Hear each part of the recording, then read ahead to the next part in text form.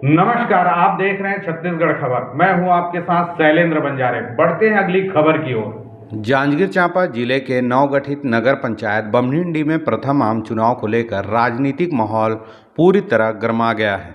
नगर में आम आदमी पार्टी, कांग्रेस, बीजेपी, लोक जनशक्ति पार्टी और एक निर्दलीय प्रत्याशी चुनावी मैदान में है, जिससे मुकाबला बेहद ही दिलचस्प हो गया है।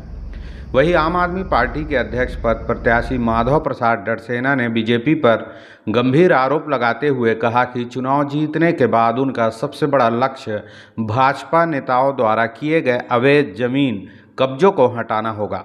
उन्होंने कहा कि इसके लिए अगर जान भी देनी पड़े तो वो पीछे नहीं हटेंगे।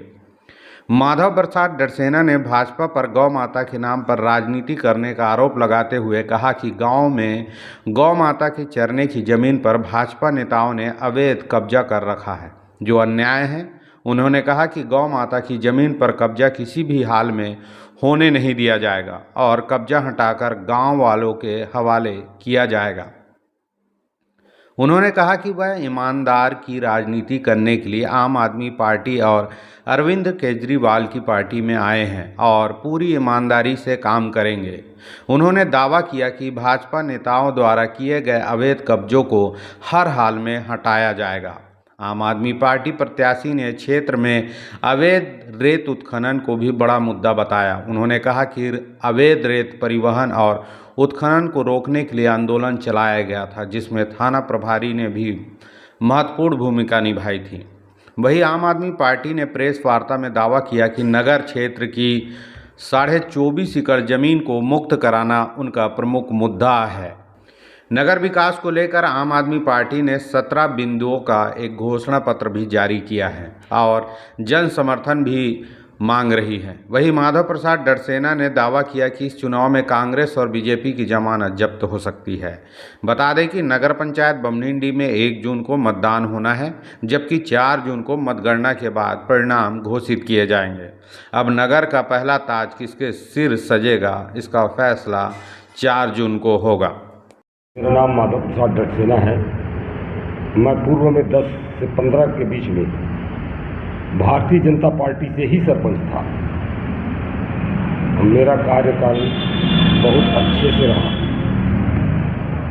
मेरा निर्माण कार्य जो भी हुआ है वो आज भी दिख रहे हैं। मेरे बाद में जो भी सरपंच रहे उनकी कार्यों की को देखा जाए तो कहीं पे नहीं दिखाई दे रही है। और मैं अपने गांव हसदेव नदी के भारतीय जनता पार्टी के नेताओं द्वारा अवैध उत्खनन से दुखी होकर मेरे द्वारा भारतीय जनता पार्टी को इस्तीफा दिया गया। उनके कार्यों से मैं असंतुष्ट था। गांव में भाजपा के नेताओं के द्वारा अवैध रूप से जमीनों का अधिग्रहण करना, इन सब बातों से मैं दुखी था। मेरे द्वारा अवैध उत्खनन को रोकने के लिए बहुत लंबी लड़ाई लड़ा और उसके बाद ऐसी परिस्थिति आई कि शासन को थाना के सामने आत्महत्या तक के कदम उठाने की धमकी मेरे द्वारा दी गई। यहाँ तक कि 21/4 को मैं राष्ट्रपति महोदय से लेकर थाना प्रभारी तक सभी को लेटर दिया था, जिसमें प्रशासन के साथ समझौता हुआ। उन्होंने मुझे लिखकर आश्वासन दिया। लिखित में आश्वासन लेने के बाद मैंने अपना आत्महत्या करना कैंसिल किया। इस प्रकार बमनिंडी में मैं रेत को रोका।